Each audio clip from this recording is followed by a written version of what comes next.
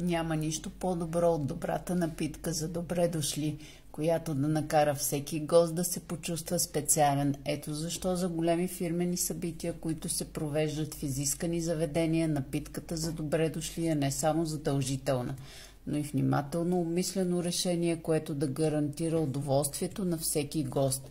Напитката за добре дошли трябва да отговаря на мястото, типа гости, сезона и темата на сватбата.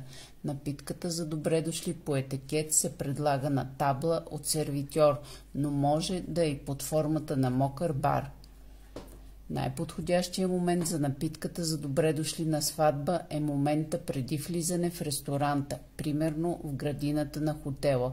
Получава се идеално, като се съчетае с приемане на поздрави и подаръци от гостите, за да не обикаляте после по масите.